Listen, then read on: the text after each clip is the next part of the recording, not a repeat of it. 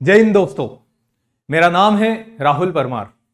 Last class के अंदर हमने ज्योग्राफी में क्लाइमेटोलॉजी स्टार्ट कर दिया था। क्लाइमेटोलॉजी के अंदर हमने डिस्कस किया था एटमॉस्फेयर का कंपोजिशन, एटमॉस्फेयर का स्ट्रक्चर। हमने कई सारे क्वेश्चन सोल्व किए थे।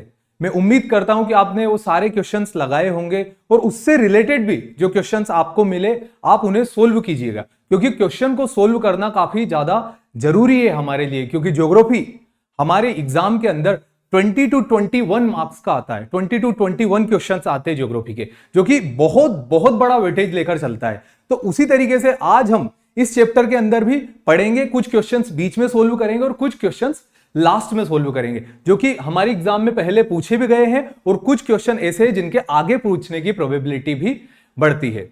तो लास्ट क्लास में क्या देखा था हमने? Composition and structure of atmosphere. Composition में हमने क्या देखा था? डस्ट पार्टिकल, वाटर वेपर और गैसेस, इन तीनों से मिलकर बनता है हमारा एटमॉस्फेयर। वहीं हमने स्ट्रक्चर में देखा था lower most layer of the atmosphere, troposphere, stratosphere, mesosphere and thermosphere. Thermosphere को भी हमने फर्दर दो पार्ट में क्लासिफाई किया था, आइनोस्फियर एंड एक्सोस्फियर। हमने लेयर्स देख ली थी, हमने कंपोजिशन देख लिया था। आज हम देखेंगे जो एटमॉस्फेयर था, उस एटमॉस्फेयर की हीटिंग कैसे होती है। हमारी अर्थ सरफेस पे जो टेम्परेचर आता है उस टेम्परेचर का सोर्स क्या है। तो आज हम टेम्परेचर के सोर्स की बात करेंगे और हीटिंग की बात करेंगे। क्यों? क्योंकि एटमॉस्फेयर की हीटिंग का मतलब है टेम्परेचर इन द एटमॉस्फेयर, और टेम्परेचर का इनवर्सली प्रोपोर्शनल है प्रेशर। तो पहले हम पढ़ेंगे टेम्परेचर, उसके बाद हम कल की क्लास के अंदर देखेंगे प्रेशर। और प्रेशर ही वो रीजन होगा कि देश के कई कोनों से हवा चलकर आएगी और वही हवा होगी जो अपने साथ बारिश लेकर आएगी। और फिर हम देखेंगे मॉनसून जैसी कई सारी चीजें कल के लेक्चर के अंदर। तो आइए स्टार्ट करते हैं इस लेक्चर को, जिसका नाम है इंसोलेशन एंड टेम्परेचर। यहां पर हम बात करते हैं टेम्परेचर यानी हीट। इसका सोर्स क्या है? अर्थ सरफेस के ऊपर टेम्परेचर का सोर्स क्या है? अर्थ सरफेस के ऊपर टेम्परेचर के दो सोर्सेस है। एक तो वो सोर्सेस जो कि अर्थ के इंटीरियर से ही ओरिजिनेट हो रहा है और अर्थ सरफेस पर टेम्परेचर इंक्रीज करने का कारण बन रहा है, जैसे कि एंडोजेनेटिक फोर्स। एंडोजेनेटिक फोर्स आपको पता है, हमने जियोमॉर्फिक प्रोसेसेस पढ़ी थी। जियोमॉर्फिक प्रोसेसेस के अंदर हमने देखे थे वो फोर्सेस जो अर्थ के इंटीरियर से डेराइव होते हैं, उन्हें हम एंडोजेनेटिक फोर्स बोलते हैं। उन्हीं एंडोजेनेटिक फोर्स के अंदर हमने देखा था कैटास्ट्रोफिज्म, जहां पर हमने वोल्केनो की बात की थी। तो वोल्केनिज्म में क्या होता है? हॉट लावा जब अर्थ के इंटीरियर से बाहर आता है, बाहर निकलकर सोलिडिफाई होकर एक लैंडफॉर्म का फॉर्मेशन करता है, तो उस वक्त जब लावा इरप्ट आउट होता है, लावा ज्वालामुखी से बाहर आता है, तब क्या होता है? उस एरिया का टेम्परेचर बढ़ जाता है। मतलब endogenetic force are reason, or source for increase in temperature on the earth surface. फिर दूसरा और सबसे मेन, सोलार रेडिएशन। सूरज से जो किरणें आती है, वो सूरज की किरणें हमारी धरती के तापमान को बढ़ाने के लिए बहुत ज्यादा जिम्मेदार है। हमने देखा दिन के टाइम पर टेम्परेचर इंक्रीज होता जाता है और रात के टाइम पर वही टेम्परेचर डिक्रीज होने लगता है। तो कौन कौन से सोर्सेस की बात की हमने? पहला सोर्स सोलार रेडिएशन जो कि सन से आती है अर्थ सरफेस पर, और दूसरा सोर्स की हमने बात की एंडोजेनेटिक फोर्स। एंडोजेनेटिक फोर्स को हम पढ़ चुके हैं। सोलार रेडिएशन के बारे में अब हम यहां पर बात करेंगे कि सोलार रेडिएशन क्या होता है, सोलार रेडिएशन का स्पेक्ट्रम कैसा होता है, कौन सी वेव होती है जिनकी वेवलेंथ कम होती है बट पावर ज्यादा होती है, और कौन सी वेव होती है जिनकी वेवलेंथ बहुत ज्यादा होती है पर पावर कम होती है। उसी के बाद हम ऐसे फैक्टर्स यहां पर डिस्कस करेंगे जो हमारी अर्थ सरफेस पर इंसोलेशन और टेम्परेचर को अलग अलग करे। मतलब अर्थ पर किसी एरिया पर धूप ज्यादा है, किसी पर धूप कम है, तो कौन कौन से फैक्टर है, उन फैक्टर की आज हम इस चैप्टर के अंदर बात करेंगे। ये चैप्टर एक इंपॉर्टेंट चैप्टर है, यहां से कई सारे क्वेश्चंस आए। जितने भी हमने चैप्टर किए अभी तक, हर चैप्टर से मिनिमम 5 क्वेश्चंस बनते हैं हमारी एग्जाम के अंदर, जो कि पूछे गए हैं और आगे भी इस टाइप के क्वेश्चन आ सकते हैं। तो मैं आपसे अगेन दरख्वास्त करूंगा कि जो वीडियोस आपने नहीं देखे उन्हें आप फिर से देखिए और इसी में हम फर्दर आगे बढ़ते हैं। हम बात करते हैं इंसोलेशन की। इंसोलेशन का मतलब होता है इनकमिंग सोलार रेडिएशन। इन तीन शब्दों से मिलकर, इनकमिंग सोलार रेडिएशन से मिलकर बना है द वर्ड इंसोलेशन। इंसोलेशन जो सूरज से जो किरणें आती है, जो सूरज से जो रेस आती है, वो रेस शॉर्ट वेवलेंथ की होती है। शॉर्ट वेवलेंथ, लॉन्ग वेवलेंथ क्या होता है, उससे पहले हम जानते हैं वेव को।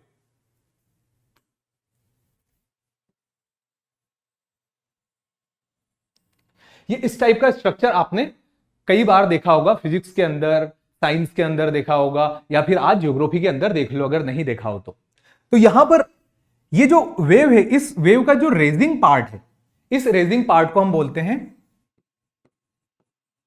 क्रेस्ट, एंड इसी वेव का जो लोअर पार्ट है, जिसे जियोसिंक्लाइन भी बोलते हैं और इसे एंटीक्लाइन भी बोलते हैं ज्योग्राफी के अंदर, तो जो लोअर पार्ट है, इस लोअर पार्ट को बोला जाता है ट्रफ।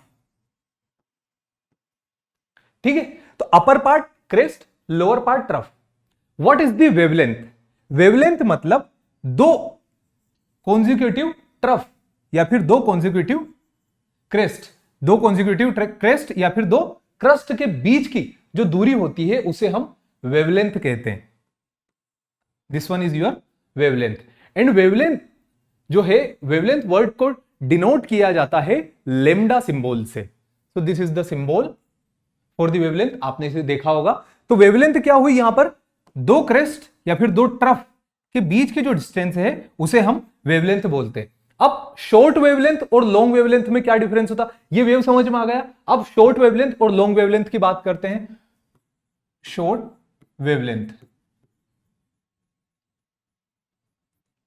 ठीक है, लॉन्ग वेवलेंथ,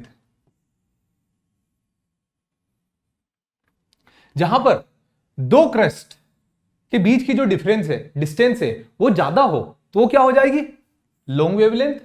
वहीं दो क्रेस्ट के बीच की या फिर दो ट्रफ के बीच की डिस्टेंस अगर कम हो तो वो हो जाएगी शॉर्ट वेवलेंथ।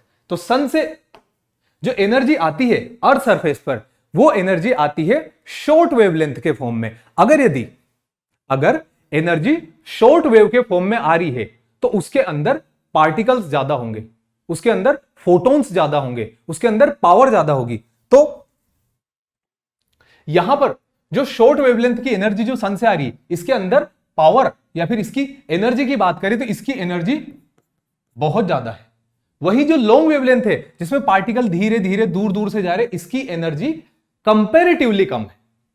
ठीक है, तो अगर यदि वेवलेंथ शॉर्ट होगी तो ताकत ज्यादा होगी, और अगर वेवलेंथ ज्यादा होगी तो ताकत कम होगी। ये दोनों में डिफरेंस है, ये याद रखना, इसी के ऊपर बनेगा क्वेश्चंस। अगेन मैं रिपीट करता हूं, अगर यदि वेवलेंथ कम होगी, वेवलेंथ छोटी होगी, तो उसके अंदर फोटॉन्स की या फिर एनर्जी ज्यादा होगी, और वही वेवलेंथ अगर ज्यादा होगी तो उसके अंदर एनर्जी कंपैरेटिवली कम होगी। तो सन से जो एनर्जी मिलती है वो मिलती है हमें शॉर्ट वेवलेंथ के फॉर्म में। क्यों? क्योंकि दो वेवलेंथ के बीच की जो डिस्टेंस है वो कंपैरेटिवली कम है। अब दिन के टाइम में क्या होता है? During the day time sunlight earth surface पर आती है, अर्थ सरफेस का टेम्परेचर इंक्रीज करती है और सनलाइट आती है in the form of short wave solar length. तो शॉर्ट वेव के फॉर्म में आती है सनलाइट। अब रात के टाइम पे ड्यूरिंग द नाइट अर्थ जो होती है अपनी एनर्जी को रेडिएट बैक कर देता है, अपनी एनर्जी को एटमॉस्फेयर में निकाल देता है। निकालना ही पड़ेगा, क्योंकि अगर सूरज से रोज रोशनी आ रही है और उस रोशनी को अर्थ एनर्जी के फॉर्म में कन्वर्ट करके अपने पास रखे तो अर्थ कितना गर्म हो जाएगा। जहां हम रह रहे हैं वो रहने लायक नहीं बचेगा। तो दिन में तो अर्थ सन से एनर्जी लेती है और रात में अर्थ एनर्जी को बाहर निकाल देती है। तो जब रात में अर्थ एनर्जी को बाहर निकालेगी तो ये एनर्जी जाएगी लॉन्ग वेवलेंथ के फॉर्म में। यहां देखो वेवलेंथ कम है, दोनों के बीच की डिस्टेंस कम है, और यहां पर वेवलेंथ ज्यादा है। तो अर्थ जब एनर्जी री रेडिएट करता है तो अर्थ अपनी एनर्जी को री रेडिएट करता है in the form of long wave terrestrial radiation. Long wave, ये वर्ड याद रखना, टेरेस्ट्रियल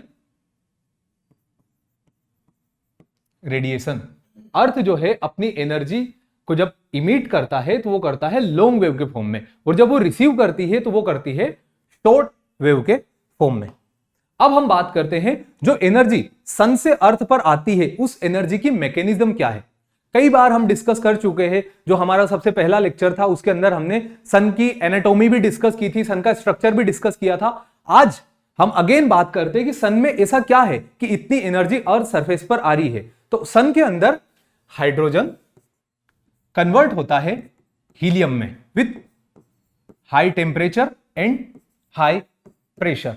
हाई टेम्परेचर और हाई प्रेशर की कंडीशन के अंदर सन के अंदर हाइड्रोजन हीलियम में कन्वर्ट होता है, और जब यह हाइड्रोजन हीलियम में तब्दील हो जाता है तो लार्ज अमाउंट में एनर्जी रिलीज होती है, और वो एनर्जी स्पेस में ट्रेवल करती हुई हमारे तरफ आती है।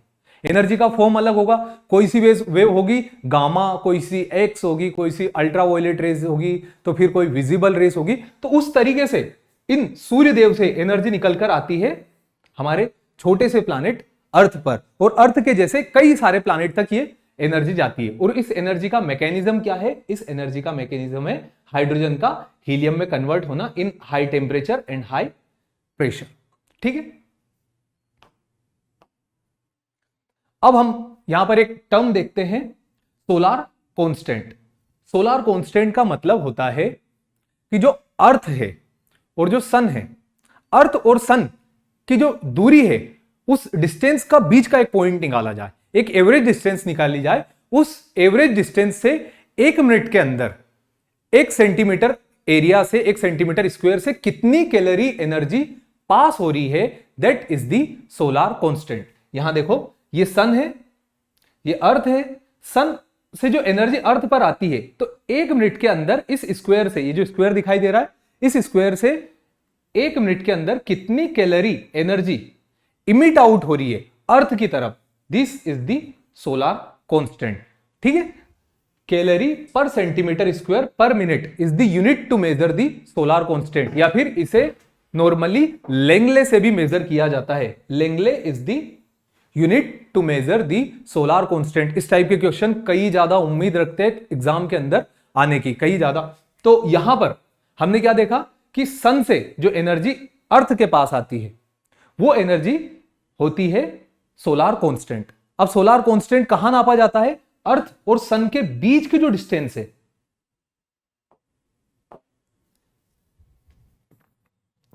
ये सन, ये अर्थ, और इनके दोनों के बीच की ये जो मिनिमम डिस्टेंस है, इस डिस्टेंस पर हमने 1 सेंटीमीटर का स्क्वायर बनाया, और इस 1 सेंटीमीटर के स्क्वायर से 1 मिनट के अंदर कितनी एनर्जी पास हो रही, एनर्जी कैलोरी में पास हो रही, कितनी कैलोरी में एनर्जी पास हो रही, that is the solar constant. मतलब calorie per centimetre square per minute, 1 minute के अंदर कितनी कैलोरी इस सेंटीमीटर स्क्वायर से पास होती है, इट्स योर सोलार कांस्टेंट। और सोलार कांस्टेंट जो है, सोलार कांस्टेंट का यूनिट है, सोलार कांस्टेंट जो अर्थ का है वो है 1.94। अपने आप में क्वेश्चन बनता है कि अर्थ का सोलार कांस्टेंट क्या है, तो अर्थ का सोलार कांस्टेंट है 1.94 calorie per centimetre square per minute. मतलब 1 मिनट के अंदर लगभग 2 कैलोरी एनर्जी अर्थ और सन के बीच की दूरी से पास होती है। और ये सोलार कांस्टेंट चेंज होता है। ये सोलार कांस्टेंट कैसे चेंज होता है? ठीक, सोलार कांस्टेंट ऐसे चेंज होता है, सन, अर्थ एंड अर्थ। 2 कंडीशन होती है, एक कंडीशन को हम बोलते हैं पेरीहेलियन कंडीशन, एक कंडीशन को हम बोलते हैं एपहेलियन कंडीशन। पेरीहेलियन कंडीशन जब अर्थ सन से बिल्कुल पास होती है, एपहेलियन कंडीशन जब अर्थ सन से कंपैरेटिवली थोड़ी दूर होती है। तो जब पेरीहेलियन कंडीशन होती है तो सोलार कांस्टेंट 9.4 से बढ़कर हो जाता है 2। 2 कैलोरी एनर्जी आती, क्यों? क्योंकि दोनों के बीच की डिस्टेंस है वो कम हो गई, अब तेजी से एनर्जी अर्थ पर आ सकती है। वहीं एपहेलियन की कंडीशन बनती है, या फिर जब सन और अर्थ के बीच की डिस्टेंस बढ़ जाती है तो उस डिस्टेंस के बढ़ते टाइम पर ये रिड्यूस हो जाता है 1.8। 1.8 कब? जब दोनों के बीच की डिस्टेंस बढ़ जाएगी, और जब दोनों के बीच की जो दूरी है वो डिक्रीज हो जाएगी। तो जब डिस्टेंस रिड्यूस हो जाएगी उस टाइम पर सोलार कांस्टेंट हमारी अर्थ सरफेस का होगा 9.4। अब हम स्पेक्ट्रम की बात करते हैं।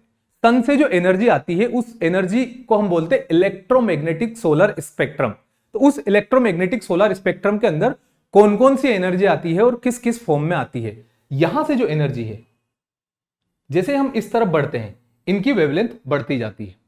गामा रेस की वेवलेंथ सबसे कम, यूवी रेस की उससे थोड़ी ज्यादा, अल्ट्रावायलेट रेस के बाद विजिबल रेस की यूवी रेस से ज्यादा, विजिबल रेस के बाद इंफ्रारेड की और ज्यादा, माइक्रोवेव या फिर हीट वेव की और ज्यादा, और माइक्रोवेव और हीट वेव के बाद जो आता है रेडियो वेव, उसकी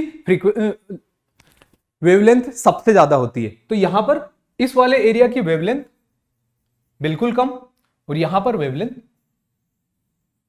थोड़ी ज्यादा। ये याद रखना, क्वेश्चन इसी से पूछा है, बट मैंने स्टार्टिंग में आपको क्या बताया था, जिसकी वेवलेंथ कम होगी, जिसकी वेवलेंथ कम होगी उसके अंदर पावर ज्यादा होगी, और जिसकी वेवलेंथ ज्यादा होगी उसके अंदर पावर कम होगी। तो जो गामा रेस है, गामा रेस के अंदर ताकत होती है इतनी कि जो लीड और स्टील, स्टेनलेस स्टील जो होता है उसकी कई इंच मोटी रोड को पेनिट्रेट कर सकती है। अगर यदि गामा रेस को स्टील के ऊपर से पास करे तो कई इंच तक पेनिट्रेट कर जाती है। तो ये इसकी ताकत है, क्योंकि इसके अंदर फोटॉन्स ज्यादा है, शॉर्ट वेव में जाती है तो फ्रीक्वेंसी ज्यादा है, और इसकी फ्रीक्वेंसी कम है क्योंकि इसकी वेवलेंथ ज्यादा है। तो यहां पर गामा रेस की जो वेवलेंथ है वो कितनी है, 0.005 टू 0.1 म्यू। वहीं से बढ़ती बढ़ती 3000 म्यू तक आ जाती है रेडियो वेव में। ठीक है, तो gamma rays, UV rays, visible rays, infrared, microwave and radio wave, धीरे धीरे करके एनर्जी इंक्रीज होती जाती है। ठीक है, धीरे धीरे करके जो वेवलेंथ है वो वेवलेंथ इंक्रीज होती जाती है, और जितनी वेवलेंथ बढ़ेगी उतनी एनर्जी घटेगी। यानी सबसे ज्यादा एनर्जी इसके पास, सबसे कम एनर्जी इसके पास, सबसे बड़ी वेवलेंथ इसकी और सबसे छोटी वेवलेंथ इसकी। तो ये सन से आने वाले रेस का ही स्पेक्ट्रम है। ये देखो यहां पर है ये gamma rays, X rays, UV rays, visible rays, उसके बाद infrared, microwave and radio wave. धीरे धीरे कर करके फ्रीक्वेंसी बढ़ती जा रही। गामा रेस की फ्रीक्वेंसी सबसे, गामा रेस की जो वेवलेंथ है वो सबसे कम, गामा रेस की पावर ज्यादा, एक्स रेस की उससे फ्रीक्वेंसी जो उसके वेवलेंथ थोड़ी ज्यादा है, वही लास्ट में रेडियो वेव तक जाएंगे। रेडियो वेव तक जाते जाते फ्रीक्वेंसी घटती जाती है और वेवलेंथ इंक्रीज होती जाती है। तो यहां पर सबसे पहले गामा विथ लो वेवलेंथ, ठीक है, and radio wave with high wavelength. ठीक है, अब ये जो वर्ड है X-ray, gamma rays, X-ray, ultraviolet rays, visible rays, infrared, microwave and radio wave, इसको हम एक टर्म से याद रखते हैं जिसको बोलते हैं गेक्स यू बीमार। ये वर्ड आपको याद रखना है। गेक्स यू बीमार अपने आप में हमारे अगले 2 क्वेश्चन बना देगा। तो गेक्स यू बीमार कैसे लर्न करना है,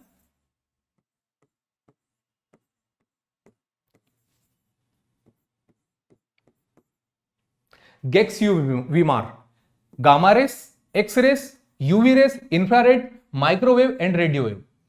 आई repeat, gamma rays, X rays, UV rays, infrared wave, microwave and radio wave, इसको कंबाइनली हम बोलते हैं गेक्स यू बीमार।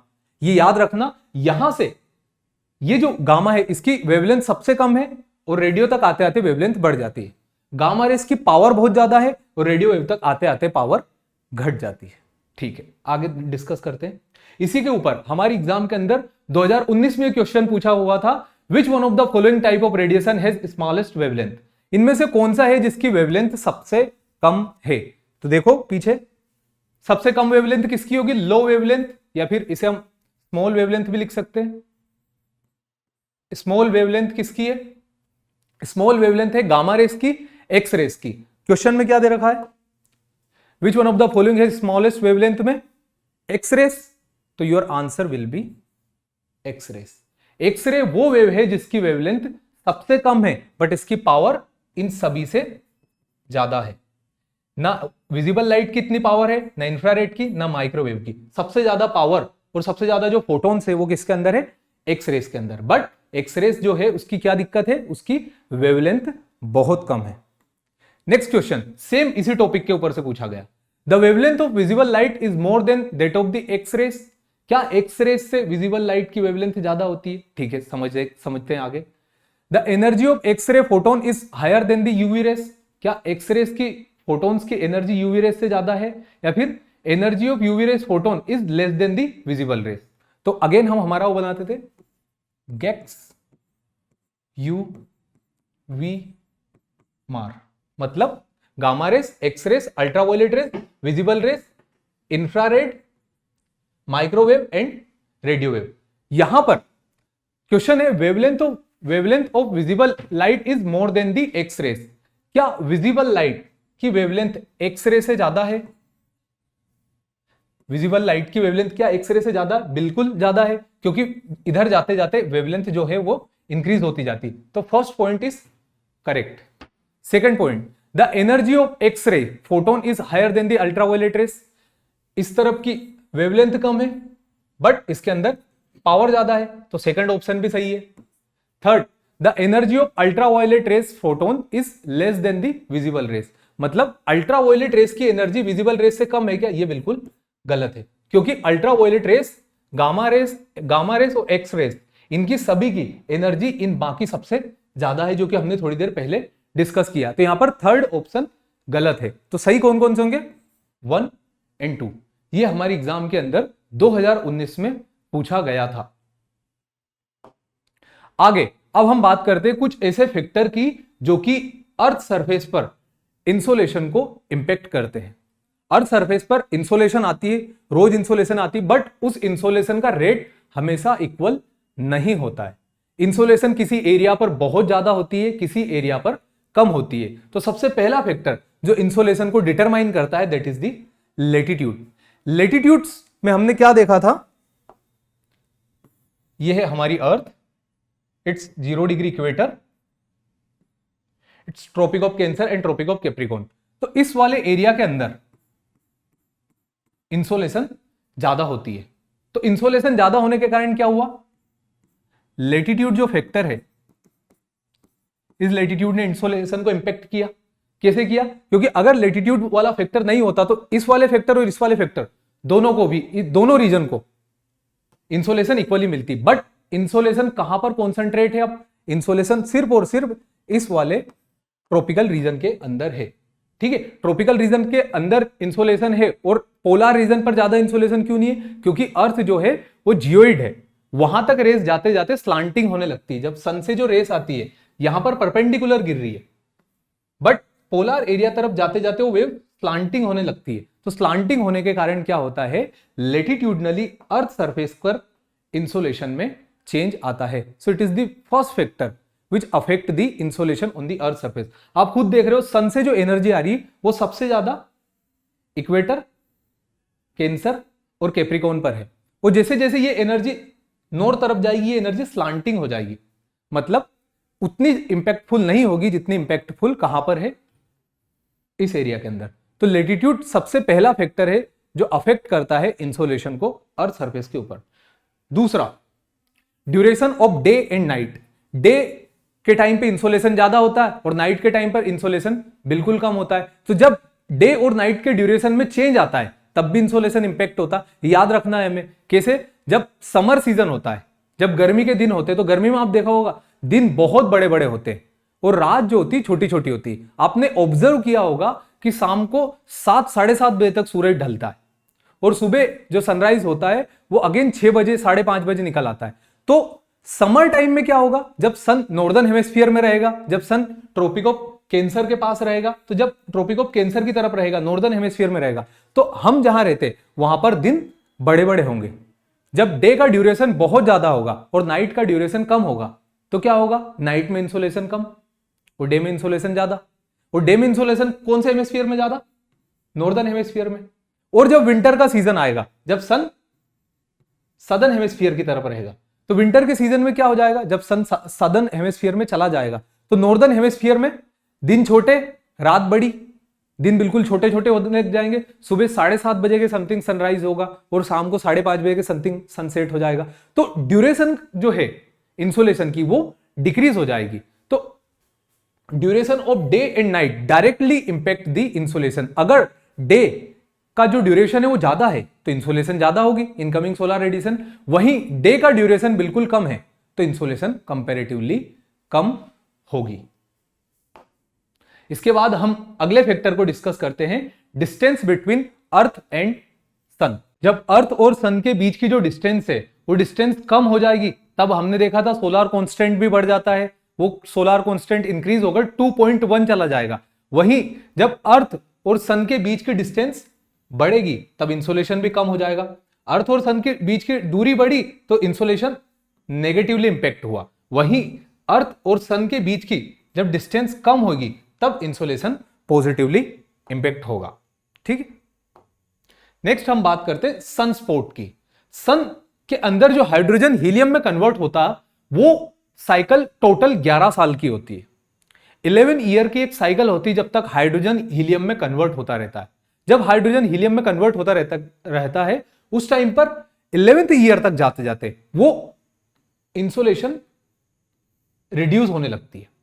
वो जैसे ही अगेन 11th ईयर क्रॉस होता है फिर से इंसोलेशन बढ़ने लग जाती है। मतलब सन के अंदर जो स्पोर्ट्स होते हैं उन स्पोर्ट्स की साइकिल होती है 11 साल की। तो 1 से लेके 11 साल तक जितने जितने स्पोर्ट्स बढ़ते जाएंगे उतनी उतनी सोलर रेडिएशन बढ़ती जाएगी और 11वें साल के बाद सोलर रेडिएशन थोड़ी डिक्रीज होती और अगेन धीरे धीरे बढ़ना स्टार्ट कर देती। तो सन के अंदर के जो सन स्पोर्ट होते हैं वो भी सोलर रेडिएशन को इंपैक्ट करते हैं। इसके अलावा जो फैक्टर होते हैं जो सोलर रेडिएशन जो अर्थ सरफेस पर आती है जिसे इंसोलेशन बोलते हैं उसे इंपैक्ट करते हैं, वो फैक्टर है meteoritic dust and local weather phenomena. Meteoritic dust में क्या होता है, यह है अर्थ और यह है सन, बीच में कई सारे मेटेरोइड्स की जो डस्ट होती है, अगर डस्ट बीच में आ जाती है तो सनरेज इन्हीं से टकरा कर वापस लौट जाती है। प्रॉपर सनलाइट जो 100% है उसका परसेंटेज गिर जाता है। तो जैसे परसेंटेज सनलाइट का रिड्यूस हो जाएगा तो अर्थ सरफेस पर प्रॉपर सनलाइट नहीं जा पाएगी और जब तक अर्थ सरफेस पर प्रॉपर सनलाइट नहीं जाएगी तब तक क्या होगा, ये इंसोलेशन का फैक्टर नेगेटिवली इंपैक्ट होगा, मतलब इंसोलेशन कम होगी अगर बीच में मेटेरोइड्स आ गए तो। अब इसके बाद जो लास्ट पॉइंट है that is local weather condition. Local weather condition वो कंडीशन है जो हम ही ऑब्जर्व कर लेते हैं। जब हम बाहर जाते हैं तो बाहर जाते वक्त अभी आजकल के दिनों में आप देख रहे हो सितंबर के महीने में काले बादल छाए हुए आसमान के अंदर, तो लोकल वेदर कंडीशन में क्या होता है कि अगर स्काई के अंदर ओवरकास्ट है तो सन की लाइट उस क्लाउड को पेनिट्रेट करके अर्थ सरफेस पर नहीं आएगी और अगर क्लाउड को पेनिट्रेट करके अर्थ सरफेस पर नहीं आएगी तो वो सनलाइट इन्हीं क्लाउड में से रिफ्लेक्ट बैक हो जाएगी और इंसोलेशन का परसेंटेज अर्थ पर कम हो जाएगा। ठीक है, आप अभी ऑब्जर्व करके देखना सितंबर के महीने में जब तेज धूप होती है तब गर्मी कितनी ज्यादा होती है और जब बादल छा जाता है तो टेम्परेचर कितना रिड्यूस हो जाता है। क्यों? क्योंकि ये जो क्लाउड्स थे इन क्लाउड्स ने सन से आने वाली रेडिएशन को वापस रिफ्लेक्ट बैक कर दिया। ये कई तरीके के लोकल वेदर फिनोमिना होते हैं। इसी के साथ साथ फोग जब एटमॉस्फेयर में काफी ज्यादा बढ़ जाता है तो सनलाइट अर्थ तक आते आते काफी ज्यादा धीमी हो जाती है। जब वो उसकी रेट बिल्कुल कम हो जाएगी तो क्या होगा, इट विल नेगेटिवली इंपैक्ट। तो कुछ फैक्टर्स थे जिनकी हमने बात की जो कि इंसोलेशन को इंपैक्ट करते हैं। सबसे पहला फैक्टर लेटीट्यूड, जो लो लेटीट्यूड होगी वहां पर हाई इंसोलेशन होगी और जो हाई लेटीट्यूड होगी वहां पर लो इंसोलेशन होगी। जैसे कि 23.5 डिग्री नॉर्थ, 23.5 डिग्री साउथ, इन लेटीट्यूड्स के बीच में इंसोलेशन ज्यादा होगी क्योंकि सन की लाइट यहां पर डायरेक्टली गिरेगी। तो low latitude high insolation, high latitude low insolation. उसके बाद हमने duration of day and night की बात की। जब ड्यूरेशन डे का ज्यादा होगा इट मीन समर सीजन होगा। दोनों हेमिस्फीयर की बात करते हैं। समर सीजन ऑस्ट्रेलिया में होता है कब, दिसंबर के टाइम पर, और इंडिया में होता है जून के। तो इस टाइम में जो इंसोलेशन का रेट है वो इंक्रीज हो जाएगा और जब विंटर सीजन आता है तो इंसोलेशन का रेट डिक्रीज हो जाता। इसके बाद अगला फैक्टर हमने देखा था meteoritic dust and local weather phenomena. तो meteoritic dust, local weather phenomena की अभी हमने बात की। सन स्पोर्ट की बात की। सन के अंदर जो स्पोर्ट्स होते हैं उन स्पोर्ट्स से कैसे एनर्जी रिड्यूस होती है उसकी बात की हमने। 11 साल की वो साइकिल की। अब हम बात करते हैं हीट बजट के बारे में।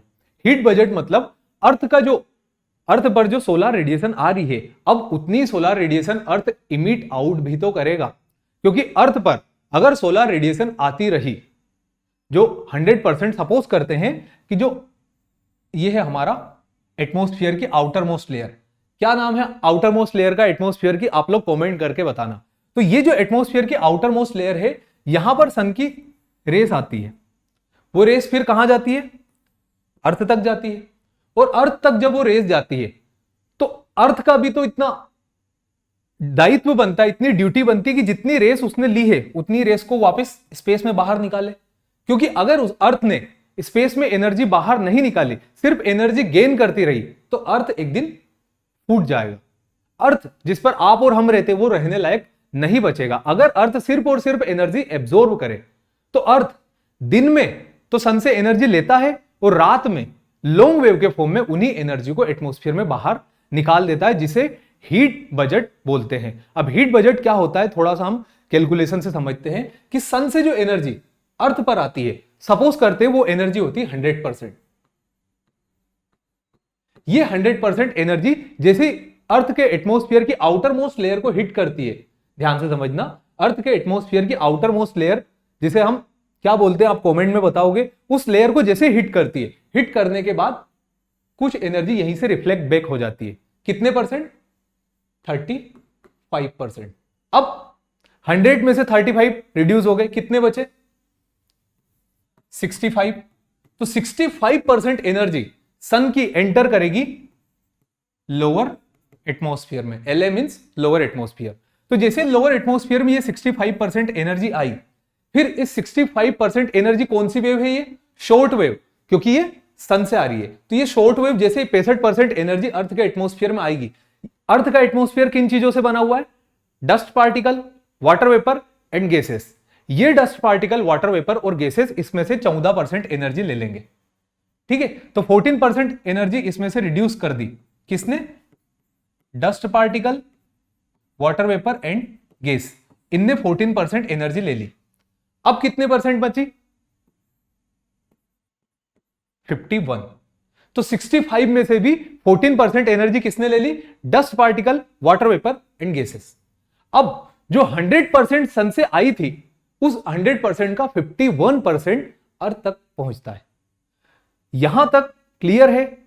अब 51% का टाइम, अब अर्थ का टाइम आ गया है कि इस 51% को अगेन री रेडिएट करे, स्पेस में बाहर निकाले। तो इस 51% की 17% एनर्जी डायरेक्टली अर्थ से बाहर आ जाती है, जिन्हें ब्लैक विंडो बोलते हैं। कुछ ऐसी जगह जहां से अर्थ डायरेक्टली अपनी एनर्जी को निकाल देता है, किसके बाहर? Outer most layer of the atmosphere के बाहर। तो कितने परसेंट निकाल दिया? 17%। कितने में से? 51। अब 51 में से 17% जैसे अर्थ ने आउटर एटमॉस्फेयर में से बाहर निकाल दिया, तो बची हुई कितनी? 34%। अब 34% एनर्जी को अगेन कौन रोक लेगा? Dust particle, water vapour and gases. अब आपके दिमाग में क्वेश्चन आ रहा होगा कि सर आपने यहां भी बोला था डस्ट पार्टिकल और वाटर वेपर और गैसेस ने एब्जॉर्ब किया था, यहां भी एब्जॉर्ब किया, बट ये किया था शॉर्ट वेवलेंथ के फॉर्म में जो सन से आ रही है, और इसे किया लॉन्ग वेवलेंथ के फॉर्म में। ठीक है, तो ये लॉन्ग वेवलेंथ के फॉर्म में जो जारी थी उसे गैसेस, वाटर वेपर और डस्ट पार्टिकल ने रोक लिया, और इसे भी रोक लिया था। अब 17% तो बाहर आ गई। अब अर्थ 34 और 14 दोनों को जोड़कर बची हुई एनर्जी भी अर्थ के बाहर रात में निकाल देगी। तो टोटल बाहर कितनी आ गई? 48। पहले कितनी? 14 तो ये जो पहले आते वक्त एब्जॉर्ब की थी, 34 जो कि जाते वक्त एब्जॉर्ब की थी। तो 34 प्लस 14 48। 48 तो ये और 17 टोटल कितने होंगे? 48 प्लस 17 65। 65% ही वो एनर्जी थी जो कि अर्थ के एटमॉस्फेयर के अंदर आई थी। अर्थ ने वही 65% एनर्जी अर्थ के एटमॉस्फेयर से बाहर निकाल दी। ठीक है, एक बार और थोड़ा सा देख लेते हैं। 100% आई थी, 100 का 35% अर्थ के आउटर मोस्ट लेयर से निकल गया, 65% आया। डस्ट पार्टिकल, वाटर वेपर और गैसेस ने 65 में से 14% अपने पास रख ली। फिर वो गई 51% कहां पर? अर्थ के सरफेस पर। वो 51% में से अर्थ ने डायरेक्टली बिना डस्ट पार्टिकल, वाटर वेपर और गैसेस को दिए डायरेक्टली 17% अर्थ के एटमॉस्फेयर से बाहर निकाल दी। बची 34% एनर्जी को डस्ट पार्टिकल, वाटर वेपर और गैसेस ने रख लिया। फिर dust particle, water vapour, gases saturate हुए, उन्होंने दोनों एनर्जी को कंबाइंडली बाहर निकाल दिया 48%। तो 48 प्लस 17 टोटल हो गए 65% एनर्जी। तो 65% एनर्जी अर्थ के सरफेस तक आई थी और वही 65% एनर्जी अर्थ से बाहर चली गई। जब ये एनर्जी अर्थ सरफेस पर आ जाती है तो अलग अलग ट्रॉपिक लेवल पर अलग अलग ऑर्गेनिज्म इसे यूज करते हैं। जैसे प्राइमरी कंज्यूमर फोटोसिंथेसिस के फॉर्म में इसे यूज करते हैं, फिर उनको प्राइमरी प्रोड्यूसर इसे फोटोसिंथेसिस के फॉर्म में यूज करते हैं, फिर प्राइमरी प्रोड्यूसर जो है, प्राइमरी कंज्यूमर जो है जो उनको खाते हैं, फिर उनके बाद सेकेंडरी कंज्यूमर जो इनको खाते हैं। तो इस तरीके से ये एनर्जी जो सन से आई थी उसको अर्थ सरफेस पर यूज किया जाता है और ultimately at the end of the day वही एनर्जी को अर्थ सरफेस से बाहर वापस निकाल दिया जाता है। तभी तो हमारी अर्थ रहने लायक है। अगर यदि ये एनर्जी जो 65% अर्थ पर है, ये 65% ट्रैप हो जाती, जो कि आजकल हो रहा है, ग्लोबल वार्मिंग, कार्बन डाइऑक्साइड और वाटर वेपर दोनों मिलकर क्या करती, ये जो लॉन्ग वेव के फॉर्म में एनर्जी बाहर जाती, इस लॉन्ग वेव को रोक लेते। और जैसे ये लॉन्ग वेव की एनर्जी रुक जाएगी तो क्या होगा, धीरे धीरे अर्थ का टेम्परेचर इंक्रीज होगा। और अर्थ का टेम्परेचर इंक्रीज होगा मतलब जो दोनों पोल है हमारे, दोनों पोल की आइस जो होगी मेल्ट, और जब आइस मेल्ट होगी तो सी लेवल इंक्रीज होगा। तो ये लॉन्ग वेव का बाहर जाना जरूरी है। तो अर्थ जितनी शॉर्ट वेव अंदर लेती है उसी को कन्वर्ट करके लॉन्ग वेव में बाहर निकाल देती है, और इसी को हम हीट का बजट कहते हैं। हीट बजट के बाद अब हम बात करते हैं टेम्परेचर की। अभी तक हमने जो देखा वो था इंसोलेशन। इंसोलेशन और टेम्परेचर में फिर क्या डिफरेंस है? Insolation is the energy which earth receive from the sun. जो सूरज से धरती पर जो ऊर्जा आती है उसे इंसोलेशन कहते हैं। But temperature is the magnitude of hotness and coldness of any substance. अब कोई सब्सटेंस होता है, फॉर एग्जांपल मेरे पास ये मार्कर है, ये चलो मार्कर तो छोड़ो, एक आइस का क्यूब है जो बिल्कुल ठंडा है, तो उसकी कोल्डनेस कितनी वो बताता है टेम्परेचर। तो एक बॉडी के अंदर कितनी हॉटनेस है और कितनी कोल्डनेस है वो बताता है टेम्परेचर। बट यहां पर हम किसी बॉडी के टेम्परेचर की बात नहीं कर रहे, हम यहां पर जो फिजिक्स में आपने टेम्परेचर पढ़ा हम उसे डिस्कस नहीं कर रहे, हम यहां पर बात करेंगे एटमॉस्फेरिक टेम्परेचर के बारे में। हम यहां पर क्यों एटमॉस्फेरिक टेम्परेचर की बात करेंगे? क्योंकि एटमॉस्फेयर के ही टेम्परेचर की हम पूरा डिस्कस करेंगे। हम पढ़ रहे हैं क्लाइमेटोलॉजी, तो जहां पर एटमॉस्फेयर में टेम्परेचर ज्यादा होगा वहां पर प्रेशर कम होगा। ठीक है, क्योंकि temperature is inversely proportional to pressure. जहां जहां टेम्परेचर बढ़ता जाएगा वहां वहां प्रेशर घटता जाएगा। जैसे हमने क्या देखा था अभी कि इक्वेटर का जो एरिया होता है, इस इक्वेटर के एरिया पर और इस ट्रॉपिकल एरिया पर सनलाइट बहुत ज्यादा होती है।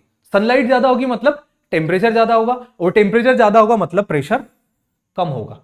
तो हर वो एरिया जहां पर टेम्परेचर बहुत ज्यादा है वहां पर प्रेशर अर्थ सरफेस पर कम होगा, और वो एरिया जहां पर टेम्परेचर, पोलर एरिया जहां पर टेम्परेचर बिल्कुल कम है वहां पर प्रेशर बिल्कुल हाई होगा।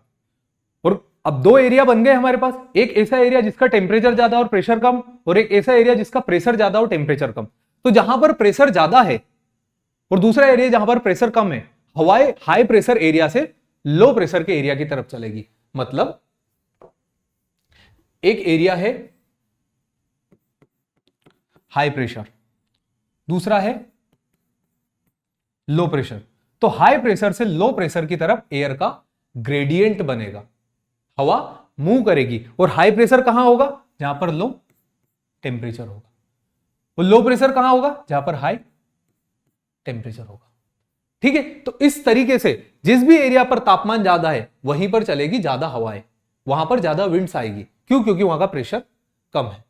ठीक है, और अर्थ को एक डायनेमिक कंडीशन में आना है, तो जहां पर प्रेशर ज्यादा है वहां से विंड मूव करके उस एरिया की तरफ आएगी जहां पर प्रेशर कंपैरेटिवली कम है।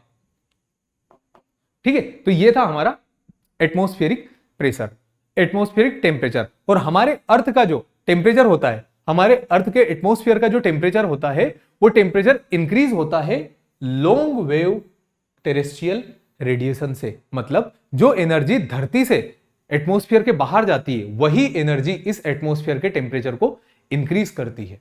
ठीक है, क्योंकि जो सन से एनर्जी आती है, सन की एनर्जी पहले पहुंचेगी धरती पर, वो धरती पर पहुंचने के बाद जाएगी वो एटमॉस्फेयर के अंदर। ठीक है, तो जो एनर्जी सन पर आती है वो हमारे अर्थ के टेम्परेचर को, अर्थ के एटमॉस्फेयर के टेम्परेचर को उतना इंक्रीज नहीं करती जितना कि long wave terrestrial radiation increase करती है। अब अर्थ का जो एटमॉस्फेयर है उस एटमॉस्फेयर की हीटिंग कैसे होती है? तो हीटिंग के तीन सोर्सेस है। पहला कंडक्शन, दूसरा कॉन्वेक्शन और तीसरा रेडिएशन। कंडक्शन में क्या होता है? पार्टिकल टू पार्टिकल एनर्जी का ट्रांसफर होना। इसमें पार्टिकल जो है वो मूव नहीं करेगा, वो पार्टिकल दूसरे पार्टिकल के कांटेक्ट में आकर एनर्जी को ट्रांसफर कर देगा। कॉन्वेक्शन में एक पार्टिकल अपनी जगह से उठकर दूसरी जगह जाएगा और एनर्जी ट्रांसफर करेगा। वो तीसरा रेडिएशन, रेडिएशन के अंदर एनर्जी का ट्रांसफर विदाउट एनी मीडियम होगा। तो इससे रिगार्डिंग हम एक छोटा सा एग्जांपल लेते हैं। सपोज मैं आपकी क्लास में पढ़ा रहा हूं, है ना, और क्लास है ऑफलाइन। ऑफलाइन क्लास में मैं पढ़ा रहा हूं, आप में कई सारे बच्चे हैं जो कि कई सारी बेंचेस के ऊपर बैठे, कुछ बच्चे जो फर्स्ट बेंच पर बैठे और कुछ जो है लास्ट बेंच पर बैठे। अब मुझे लास्ट बेंच के किसी एक स्टूडेंट को एक एप्पल देना है। मैं फर्स्ट बेंच वाले बच्चे को बोलता हूं कि आप इस एप्पल को लास्ट तक पहुंचा दो, तो क्या करेगा, पीछे वाले को देगा, उसके पीछे वाला उसके पीछे वाले को देगा, उसका पीछे वाला उसके पीछे, ऐसे ऐसे कर करके ये जो एप्पल है, ये एप्पल फर्स्ट बेंच से सेकंड, सेकंड से थर्ड, थर्ड से फोर्थ, फोर्थ से फिफ्थ, जो कि लास्ट है, इसने इसको दिया, इसने इसको दिया, इसने इसको दिया, ऐसे पहुंच जाएगा। तो ये क्या है, ये है conduction, particle to particle energy transfer हो रही। वही कॉन्वेक्शन में क्या होता है, मैंने फर्स्ट बेंच वाले को एप्पल दिया और वो डायरेक्टली उठ के गया और उसने फिफ्थ वाले को दे दिया। पार्टिकल एक जगह से दूसरी जगह मूव करता, ये हो गया कॉन्वेक्शन। कंडक्शन में क्या हुआ, एक ने दूसरे को दिया, दूसरे ने तीसरे को दिया, तीसरे ने चौथे को दिया और चौथे ने पांचवे को। तो कंडक्शन में एक पार्टिकल से दूसरे पार्टिकल के कांटेक्ट में एनर्जी गई। कॉन्वेक्शन में क्या हुआ, एक पार्टिकल उठ के गया, डायरेक्ट पार्टिकल का मूवमेंट हुआ और वहां से एनर्जी ट्रांसफर हुई। रेडिएशन में क्या हुआ, रेडिएशन में कोई मीडियम नहीं होगा। जो फर्स्ट बेंच वाले जिसको मैंने एप्पल दिया वो डायरेक्टली थ्रो करेगा और लास्ट बेंच वाला कैच करेगा। तो जैसे लास्ट बेंच वाले को एप्पल मिलेगा, मतलब ना तो 1 2 3 4 उसमें इन्वॉल्व है ही नहीं, इसने डायरेक्टली एप्पल थ्रो किया और उसने कैच किया। यहां पर कोई मीडियम नहीं, पार्टिकल ने अपनी स्पेस भी, अपनी जो जगह थी वो भी चेंज नहीं की और एप्पल भी पहुंच गया। तो रेडिएशन में क्या होता है, विदाउट मीडियम। कन्वेक्शन में क्या होता है, one particle move to another place to transfer energy. Convection में एक उठकर गया था 5 के पास। कंडक्शन में क्या होता है, 1 to 2 फिर 3 फिर 4, एक के बाद एक को एनर्जी दी जा रही थी। जब पार्टिकल एक दूसरे के कांटेक्ट में हो, जब पार्टिकल एक दूसरे के कांटेक्ट में हो और उनको आपस में एक दूसरे को एनर्जी प्रोवाइड की जाए तो उसे बोलेंगे हम कंडक्शन।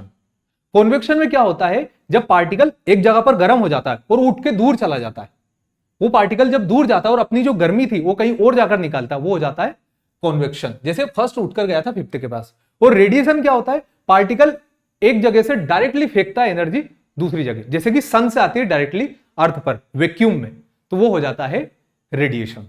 ठीक है, यहां पर ये डायग्राम है, इस डायग्राम के अंदर आपको तीनों चीजें क्लियर हो जाएगी। यहां पर पहली चीज कंडक्शन। कंडक्शन में क्या हुआ है, ये आग पहुंच रही है इस कंटेनर तक, बट इस कंटेनर के कांटेक्ट में जो हैंडल है, ये हैंडल भी गर्म हो गया। मतलब आग कहां तक गिरी थी हमने, कंटेनर तक, पर गर्म हो गया हैंडल और हैंडल से गर्म हो गया हाथ। तो particle to particle energy transfer हुई, इट इज कंडक्शन। कॉन्वेक्शन में क्या होता है, जैसे ये पार्टिकल गर्म होते, ये बुलबुले ऊपर जाते और यहां जाकर हीट एनर्जी रिलीज करते हैं, फिर गर्म होते, फिर ऊपर जाते और हीट एनर्जी रिलीज करते। मतलब पार्टिकल अपनी एक्सिस से, अपनी प्लेस से ऊपर की तरफ मूव कर रहा, ये हो गया कॉन्वेक्शन। कॉन्वेक्शन के बाद रेडिएशन में क्या होता, आप दूर से गैस को ऐसे कर रहे हो, ताप रहे हो, तो आपको गर्मी मिल रही विदाउट एनी मीडियम, ना कोई पार्टिकल उठ के आ रहा ना आपके पास आ रहा, दैट इज द कॉन्वेक्शन। तो तीनों समझ में आई, अर्थ का एटमॉस्फेयर कंडक्शन, कॉन्वेक्शन और रेडिएशन से गर्म होता है। अब इस मीडियम की बात करने के बाद, अलग अलग जो कंडक्शन, कन्वेक्शन और रेडिएशन देखा, अब हम देखते अगेन वो फैक्टर जो टेम्परेचर को इंपैक्ट करते हैं। पहले कौन से फैक्टर देखे थे, इंसोलेशन को इंपैक्ट करने वाले फैक्टर, वही कुछ सेम फैक्टर हैं जो कि अर्थ पर आने वाले टेम्परेचर को इंपैक्ट करेंगे। तो सबसे पहला फैक्टर जो कॉमन फैक्टर है दोनों में, that is the latitude.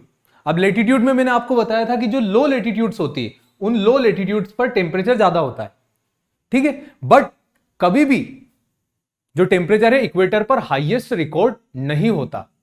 World का जो हाईएस्ट टेम्परेचर है वो अल अजीजिया में रिकॉर्ड हुआ था, जो कि लीबिया के अंदर है, जो कि एक ट्रॉपिकल कंट्री है। मतलब इस 0 डिग्री इक्वेटर पर हाई टेम्परेचर ना एक रिकॉर्ड होने के बाद 0 डिग्री से थोड़ा ऊपर रिकॉर्ड होता है। क्यों? क्योंकि 0 डिग्री इक्वेटर पर जब रेगुलर सनरेज गिरेगी, तो रेगुलर सनरेज गिरने के कारण क्या होगा, यहां का वाटर इवापोरेट होगा और रोज इवापोरेट होगा, रोज बादल बनेंगे और रोज बारिश आएगी। तो जो टेम्परेचर है वो टेम्परेचर यहां पर रोज डेली रेनफॉल होने के कारण, याद रखना जो इक्वेटोरियल रीजन है, जो इक्वेटोरियल रीजन है अर्थ का, उस इक्वेटोरियल रीजन पर रेगुलर रेनफॉल होती है, डेली रेनफॉल होती है। तो उस डेली रेनफॉल के कारण यहां पर हाई टेम्परेचर रिकॉर्ड नहीं हो सकता।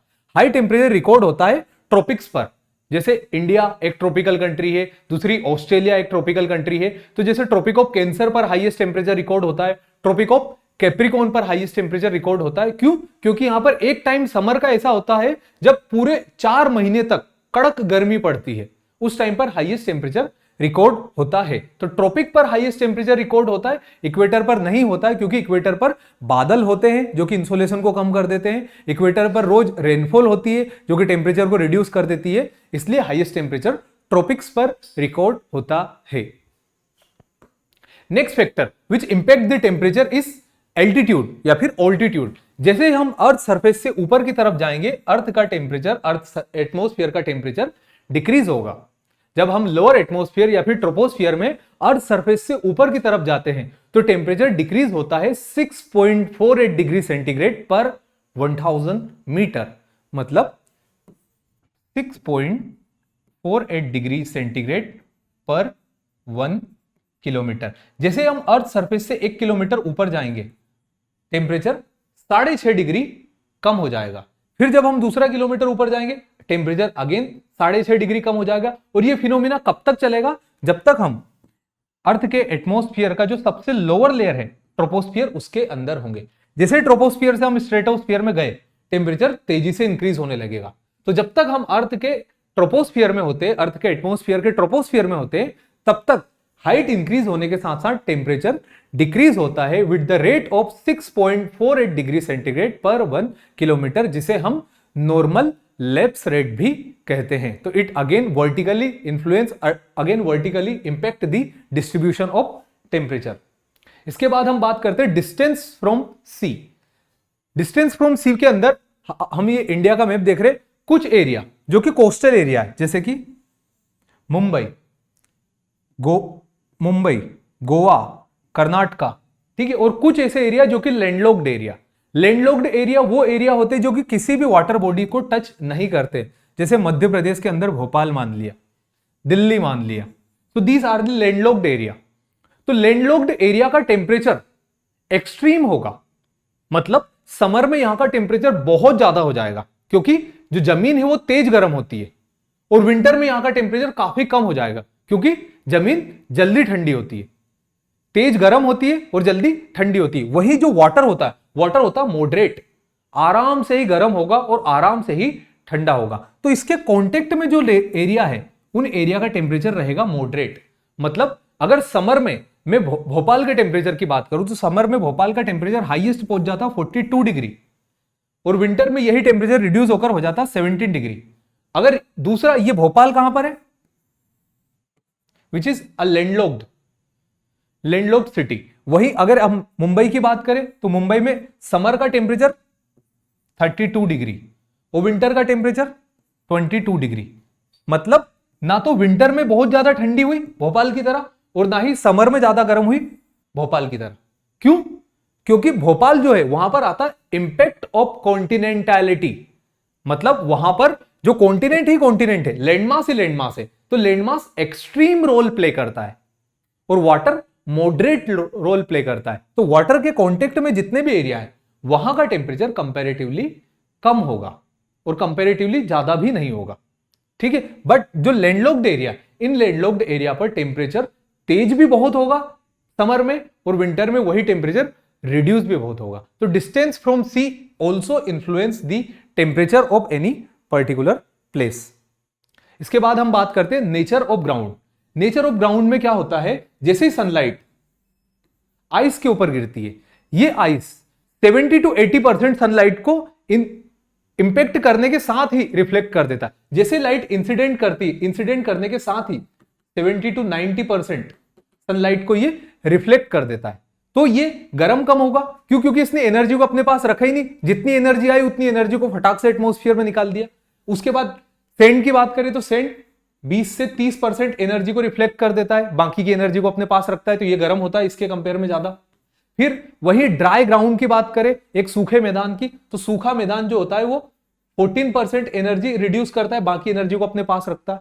वही ब्लैक सोइल की बात करें तो ब्लैक सोइल 8 to 14% एनर्जी को अपने पास, 8 to 14% एनर्जी ही बाहर निकालता है, बाकी सारी एनर्जी को अपने पास स्टोर करके रखता है। इसीलिए काली मिट्टी, काला जो कलर आपने देखा होगा, black colour is a good absorber of heat. तो जो काली मिट्टी के खेत होते हैं, उन काली मिट्टी के खेतों पर जब धूप गिरती है तो ये खेत क्या करते हैं, बहुत ज्यादा एनर्जी को स्टोर करके रख लेते हैं। और जब एनर्जी को बहुत ज्यादा स्टोर करके रख लेंगे और इनके ऊपर से जब हवा चलेगी तो हवा क्या हो जाएगी, गर्म। और गर्मी में जो गर्म हवा चलती है उसे हम क्या बोलते हैं, लू। तो लू कब चलेगी, जब ये काली मिट्टी या फिर ऐसे मैदान जो कि पूरे बंजर पड़े, जब वो गर्म हो जाते हैं और उनके कांटेक्ट में जो विंड आती है उस विंड को बोला जाता है वार्म विंड, या फिर उसे कहा जाता है लू।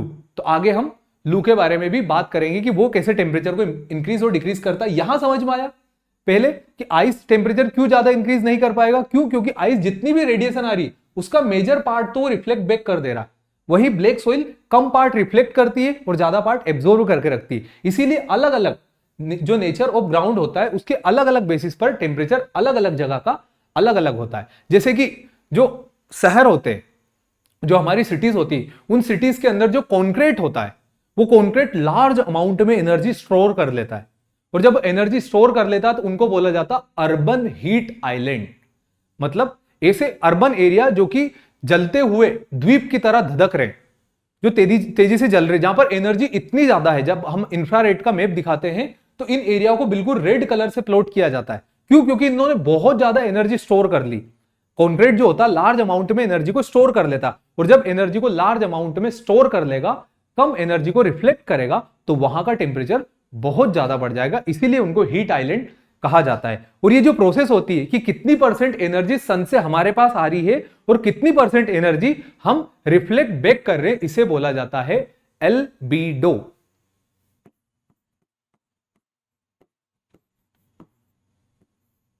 Albedo is the reflecting power of any surface. किसी सरफेस के ऊपर जितनी भी इंसिडेंट रेस गिर रही है, उस इंसिडेंट रेस के कितने परसेंट को वो वापस एटमॉस्फेयर में रिफ्लेक्ट कर देता है, दैट इज द एल्बिडो। तो एल्बिडो, और ये कई कारण होते हैं कि किसी पर्टिकुलर एरिया का जो टेम्परेचर है वो इंफ्लुएंस होता है। नेक्स्ट हम बात करते हैं प्रिवेलिंग विंड्स। प्रिवेलिंग विंड जैसे कि लू, जब लू चलती है तो आपने देखा होगा कि जिनको हम हीट वेव भी बोलते हैं, तेजी से गर्म हवाएं जाती है और एक एरिया से दूसरे एरिया की जब वो गर्म हवा जाएगी तो वहां का तापमान भी बढ़ा देगी। सपोज करो यह है इंडिया, पेनिनसुलर इंडिया। इस पेनिनसुलर इंडिया के गुजरात और महाराष्ट्र वाले रीजन से लू मध्य प्रदेश की तरफ चलती है। तो जब ये मध्य प्रदेश की तरफ जाएगी तो यहां के टेम्परेचर को भी इंक्रीज कर देगी। तो प्रिवेलिंग विंड जो होती है वो टेम्परेचर को इंक्रीज और डिक्रीज कर देती है। वहीं कई सारी विंड्स ऐसी होती है जो कि कोल्ड पोलार एरिया की तरफ से आती है। जो पोलार कोल्ड एरिया की तरफ से आएगी तो जिस भी एरिया की तरफ जाएगी वहां का टेम्परेचर क्या कर देगी, रिड्यूस। तो प्रिवेलिंग विंड भी टेम्परेचर को इंफ्लुएंस करती है। इसके बाद हम बात करते हैं ओशन करंट्स की। ओशन करंट्स जो होते हैं हमारे अर्थ के टेम्परेचर को मेंटेन करते हैं, और मेंटेन करने के लिए इक्वेटोरियल रीजन जो है, इस इक्वेटोरियल रीजन से वार्म करंट्स पोल तरफ जाते हैं और पोलार रीजन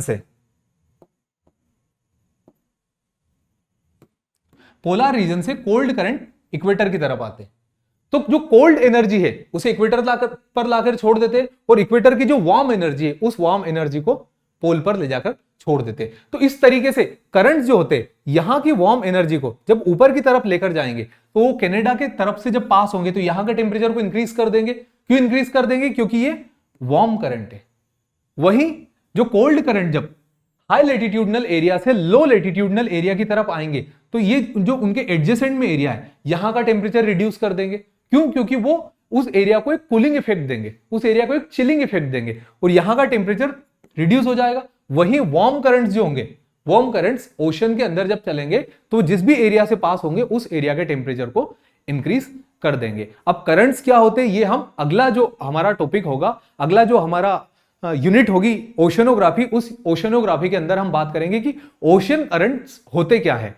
फिलहाल हम यहां पर ये जानते हैं कि ये ओशन करंट्स किस तरीके से अर्थ के टेम्परेचर को इंक्रीज और डिक्रीज करते हैं। तो वार्म करंट अर्थ टेम्परेचर को इंक्रीज करते हैं, वही कोल्ड करंट जो टेम्परेचर है उस टेम्परेचर को डिक्रीज करते हैं।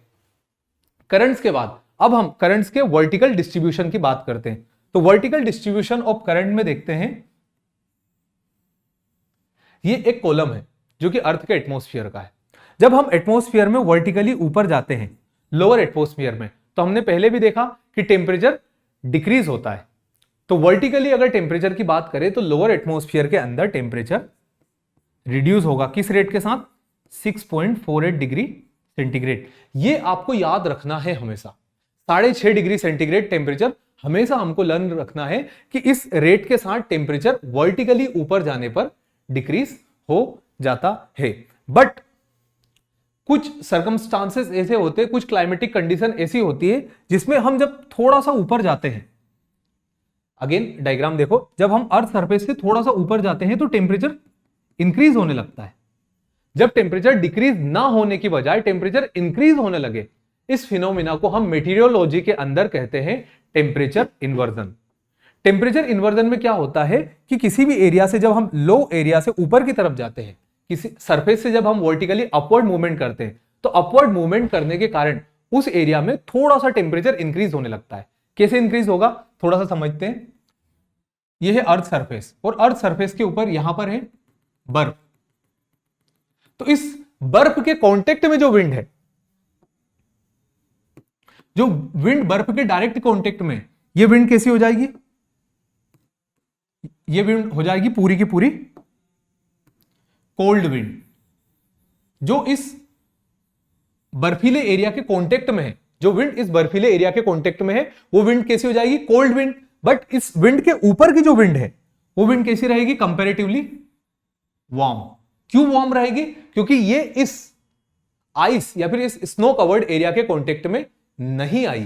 तो जैसे ये स्नो कवर्ड एरिया के कांटेक्ट में नहीं आएगी तो ये रहेगी वार्म, और जो इस स्नो कवर्ड एरिया के कांटेक्ट में आई है वो विंड रहेगी कूल। तो जब हम ऊपर की तरफ जाएंगे तो सडनली टेम्परेचर इंक्रीज होने लगेगा। तो इस एबनॉर्मल कंडीशन को, जब अर्थ का टेम्परेचर डिक्रीज होने की बजाय इंक्रीज होने लगे, उस कंडीशन को हम बोलेंगे टेम्परेचर इन्वर्जन। अभी हम टेम्परेचर इन्वर्जन के बारे में सिर्फ इतनी ही बात करते हैं। जब हम डीप में पढ़ेंगे तो टेम्परेचर इन्वर्जन के ऊपर ही एक चैप्टर होगा, जब हम पूरा जानेंगे कि क्या होता है, क्या इसकी प्रोसीजर होती है। बट हमारे एग्जाम पॉइंट ऑफ व्यू से इतना जरूर याद रखना कि जब अर्थ का टेम्परेचर ऊपर जाने पर बढ़ने लगे, उस एबनॉर्मल कंडीशन को इन्वर्जन ऑफ टेम्परेचर कहा जाता है। इसके बाद हम हॉरिजॉन्टल डिस्ट्रीब्यूशन की बात करते हैं। ये ग्लोब है हमारा, इस ग्लोब के अंदर हॉरिजॉन्टली टेम्परेचर कैसे डिस्ट्रीब्यूट होता है, इसे हम हॉरिजॉन्टल डिस्ट्रीब्यूशन ऑफ टेम्परेचर भी कहते हैं। अब हॉरिजॉन्टल डिस्ट्रीब्यूशन ऑफ टेम्परेचर में क्या है कि जो लो लेटीट्यूड्स हैं, इन लो लेटीट्यूड्स पर टेम्परेचर ज्यादा होता है, वहीं हाई लेटीट्यूड्स के ऊपर टेम्परेचर कम होता है। जैसा कि यहां पर आप लिखा हुआ है, on an average temperature decreases from equator towards the pole. The low latitude are characterized by high temperature and the high latitudes are characterized by low temperature। जो हाई लेटीट्यूड से यहां पर टेम्परेचर कम होगा हॉरिजॉन्टली, और जो लो latitude से यहां पर टेम्परेचर ज्यादा होगा। ठीक है, ये जो ग्राफ आपको दिखाई दे रहा, ये 6 महीने के बीच का है। जुलाई के टाइम पर जब सन नॉर्दर्न हेमिस्फीयर में रहता है, when sun is in northern hemisphere, जब सन नॉर्दर्न हेमिस्फीयर में होगा, ट्रॉपिक ऑफ कैंसर के पास में होगा, जो ब्लू लाइन है that is tropic of cancer, तो यहां पर होगा, तो इस एरिया का टेम्परेचर ओवरऑल इंक्रीज हो जाएगा। वहीं जब दिसंबर का टाइम होगा, और दिसंबर के टाइम में जब सन सदर्न हेमिस्फीयर की तरफ रहेगा, तो यहां का टेम्परेचर इंक्रीज हो जाएगा। ठीक है, तो हॉरिजॉन्टली सन के मूवमेंट के साथ ही अर्थ का हॉरिजॉन्टल टेम्परेचर रिड्यूस, इंक्रीज और डिक्रीज होता है। और जो टेम्परेचर का जो ऐसी जगह जो उन दो पॉइंट्स को ज्वाइन करे जिनका टेम्परेचर बराबर हो, उसे आइसोथर्म बोलते हैं। Isotherm is that imaginary line with joining the two place having same temperature. जैसे ये है पेनिनसुलर इंडिया में ये है मुंबई और यहां पर है चेन्नई। अब मैंने एक लाइन ड्रॉ करी, एक इमेजिनरी लाइन जो इन दोनों को ज्वाइन कर रही है। क्यों ज्वाइन कर रही? क्योंकि इसका टेम्परेचर भी 20 डिग्री है और इसका टेम्परेचर भी 20 डिग्री है। तो एक ऐसी इमेजिनरी लाइन जो उन जगह को ज्वाइन करे जिनका टेम्परेचर इक्वल हो, उसे बोला जाता है आइसोथर्म। आइसोथर्म के साथ साथ हमारा ये चैप्टर कंप्लीट हो जाता है। इस चैप्टर के अंदर हमने क्या क्या देखे? सबसे पहले हमने बात की इंसोलेशन के सोर्स की बात की, फिर हमने स्पेक्ट्रम देखा। स्पेक्ट्रम के अंदर हमने gamma rays, X rays, ultraviolet rays, visible rays, infrared, microwave and radio wave, इनकी बात की। फिर हमने वेव के बारे में देखा, वेव क्या होता है, short wavelength, long wavelength, photon, कि हमने डिस्कस किया। फिर हमने देखे कुछ ऐसे फैक्टर जो कि इंसोलेशन को इंपैक्ट करते हैं, तो इंसोलेशन को इंपैक्ट करने वाले फैक्टर देखे। उसके बाद हमने टेम्परेचर की बात की, टेम्परेचर क्या होता है और किस तरीके से अर्थ के एटमॉस्फेयर का टेम्परेचर इंक्रीज और डिक्रीज होता है। अर्थ के एटमॉस्फेयर का टेम्परेचर इंक्रीज होता लॉन्ग वेव रेडिएशन से। हीट बजट की बात की हमने, कंडक्शन, कन्वेक्शन और रेडिएशन की बात की। अब इसके बाद हम यहां पर कुछ प्रीवियस ईयर क्वेश्चंस लगाते हैं और उन क्वेश्चन के साथ साथ हम इस चैप्टर को एंड करेंगे। तो first question, the chemical weathering of rock is much greater in a place with, किस प्लेस के ऊपर केमिकल वेदरिंग बहुत ज्यादा होगी? क्या कोल्ड और ड्राई एरिया के अंदर होगी? नहीं। हॉट एंड ह्यूमिड एरिया के अंदर होगी? बिल्कुल। मैंने जियोमॉर्फिक प्रोसेसेस वाले लेक्चर के अंदर आपको बताया था कि हॉट एंड ह्यूमिड एरिया के अंदर केमिकल प्रोसेसेस बहुत ज्यादा होगी, क्योंकि जो एरिया हॉट रहेगा वहां पर तापमान भी ज्यादा और ह्यूमिडिटी भी ज्यादा, तो यहां पर ऑक्सीडेशन, कार्बोनेशन, हाइड्रेशन, इस टाइप की प्रोसेसेस बहुत ज्यादा होगी। तो केमिकल वेदरिंग जो है, chemical weathering hot and humid region के अंदर बहुत ज्यादा देखने को मिलेगी। इसके बाद next question, which one of the following is the driest desert of the world? इसका आंसर आपको कमेंट बॉक्स में करना है कि इसमें से कौन सा ऐसा डेजर्ट है जो कि वर्ल्ड का ड्राइएस्ट डेजर्ट है। बाकी मैं बता देता हूं कि ये कहां कहां पर है। Atacama desert is in South America. Gobi desert, जो गोबी डेजर्ट है वो गोबी डेजर्ट है मंगोलिया के अंदर। गोबी के बाद सहारा डेजर्ट कई सारी कंट्रीज के अंदर फैला हुआ है, north western part of Africa के अंदर। फिर कालाहारी डेजर्ट बोट्सवाना के अंदर है, जहां पर बुशमैन ट्राइब रहती है। तो ये डेजर्ट्स हैं। इन डेजर्ट्स में से कौन सा डेजर्ट वर्ल्ड का ड्राइएस्ट डेजर्ट है? वो डेजर्ट जहां पर पानी बहुत कम है। उसका आंसर आपको कमेंट बॉक्स में करना है। ये क्वेश्चन हमारी एग्जाम के अंदर पूछा हुआ है। Next, which one of the following union territory has highest female literacy rate? Lakshadweep is the union territory which has highest female literacy rate. और कौन सा ऐसा स्टेट है जिसके अंदर हाईएस्ट फीमेल लिटरेसी रेट है? तो स्टेट है केरला और यूनियन टेरिटरी है लक्षद्वीप। लक्षद्वीप के अंदर हाईएस्ट फीमेल लिटरेसी रेट है।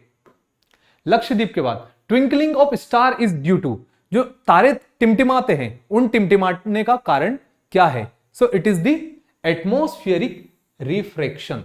जो एटमॉस्फेयर के अंदर डस्ट पार्टिकल, वाटर वेपर और गैसेस है, उनसे आने वाली रोशनी को रिफ्रैक्ट करते हैं। रिफ्लेक्ट नहीं करते, यहां पर रिफ्रैक्शन होता है। रोशनी कम ज्यादा होती, इसलिए वो हमें चमकते हुए दिखाई देते। एक्चुअल में तारे नहीं चमकते। ये क्वेश्चन एग्जाम में पूछा हुआ था। Next, which one of the following is the major environmental issue in eastern Canada? जो ईस्टर्न कनाडा है, उस ईस्टर्न कनाडा के अंदर कौन सा इन्वायरमेंटल इशू है? So it is acid precipitation. वहां पर जो इंडस्ट्रीज है, उन इंडस्ट्रीज से कार्बन निकलता है और कार्बन एटमॉस्फेयर में जाता है। एटमॉस्फेयर में जाने के बाद एटमॉस्फेयर में जो वाटर वेपर होती है, वो वाटर वेपर इस कार्बन से रिएक्ट करने के बाद कार्बोनिक एसिड बना लेती है और उस एसिड की रेनफॉल होती है ईस्टर्न पार्ट कनाडा के पूर्वी एरिया के अंदर। तो ईस्टर्न पार्ट ऑफ कनाडा के अंदर जो इन्वायरमेंटल इशू है वो है acid rain. Next, which one of the following mountain lie between Caspian Sea and Black Sea? Caspian Sea और ब्लैक सी कहां पर है? So it is the Caspian Sea and Black Sea. This one is your Caspian Sea and this one is Black Sea. तो Caspian Sea और Black Sea के बीच में एक mountain range है। उस माउंटेन रेंज के ऊपर हमारी एग्जाम ने एक क्वेश्चन पूछा था कि इन दोनों सी के बीच में कौन सी माउंटेन रेंज है? So it is Caucasus mountain range. Caucasus mountain range जो है ब्लैक सी और कैस्पियन सी के बीच में है। दोनों की लोकेशन देख ली, ठीक है। आगे next, New Zealand is considered part of which one of the following island? ये जो आइलैंड्स हैं, माइक्रोनेशिया, पोलिनेशिया, मिलिनेशिया, ये आइलैंड्स पैसिफिक ओशियन के अंदर है। तो कौन से आइलैंड के ऊपर न्यूजीलैंड बसा हुआ है? कौन से आइलैंड ग्रुप के अंदर? ये इस टाइप से मैप है, देखो। माइक्रोनेशिया के अंदर आता है मेरियाना आइलैंड, मेरियाना जो कि डीपेस्ट रेंज भी है वर्ल्ड की, Caroline island, Marshall island and Kiribati island. Polynesia जो कि सबसे बड़ा है, क्वेश्चन यहां से बन सकता है कि जो पैसिफिक ओशन है उसके अंदर सबसे बड़ा आइलैंड ग्रुप कौन सा है? तो वो आएगा पोलिनेशिया, और इसी पोलिनेशिया के अंदर आता है न्यूजीलैंड।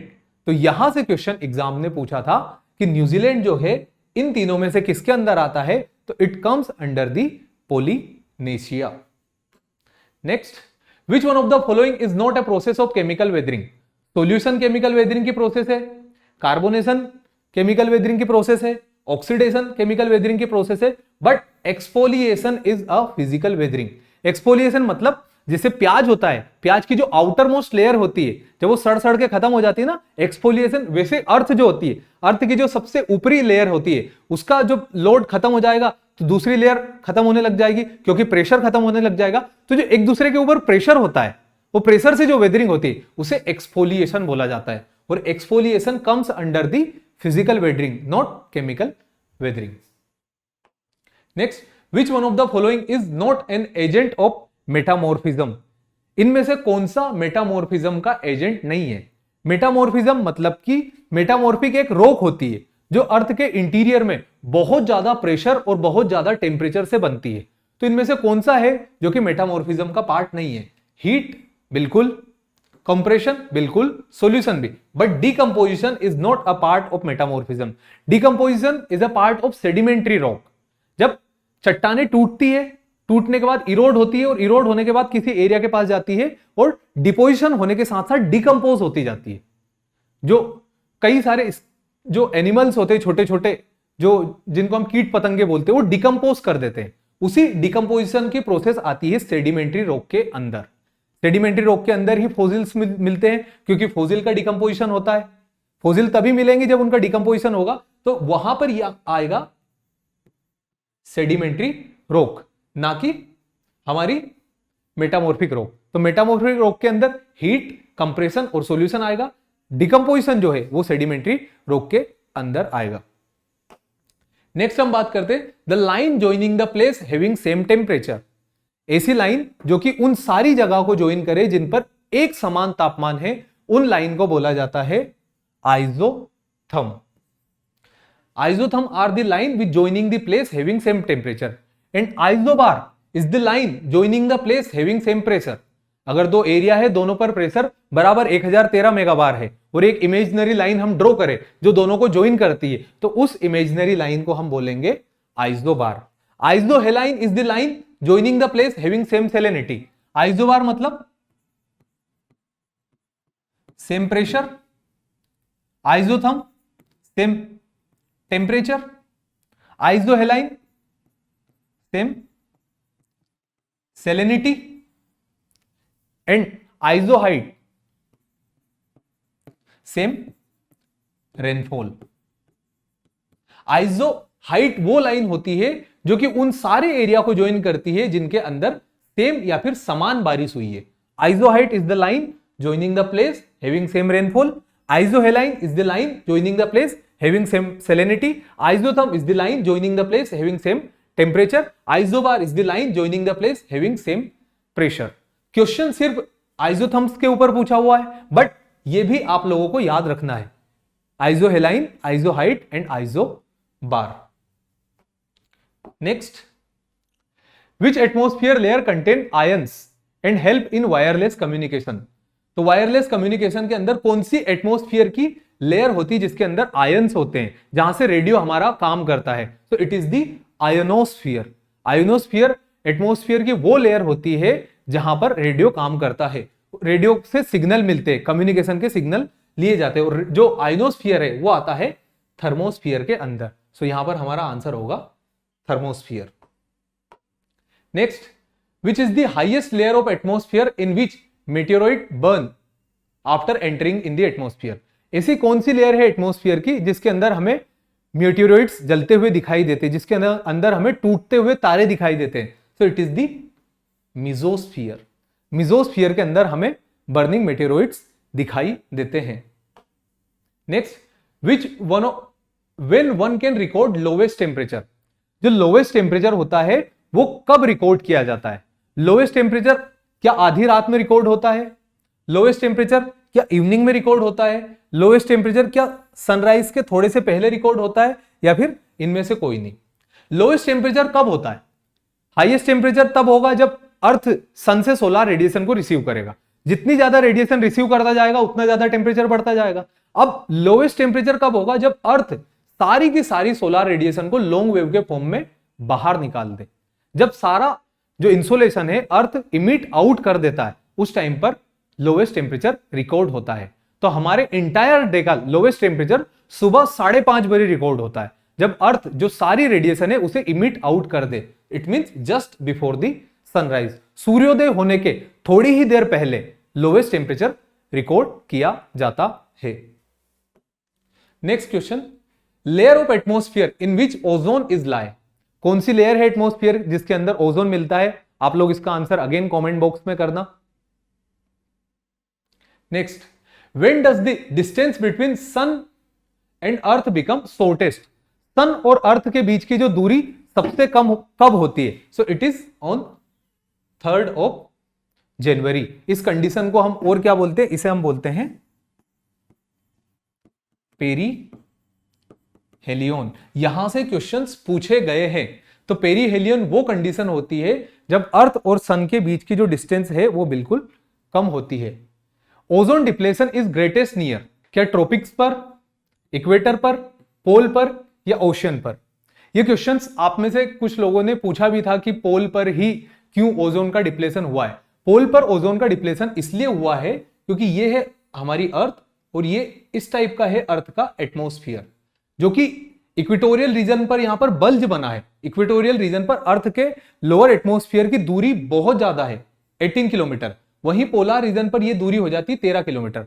तो एटमॉस्फेयर के इतने पास होने के कारण जो अर्थ सरफेस पर जितने भी पोल्यूटेंट्स होते हैं उनके फिनोमिना हमें पोलर रीजन पर ज्यादा देखने को मिलते हैं। इसीलिए जो ओजोन के अंदर होल है वो हुआ था पोलर रीजन के अंदर। इसी के साथ साथ आज का हम हमारा लेक्चर यहीं पर कंप्लीट करते हैं। जय हिंद।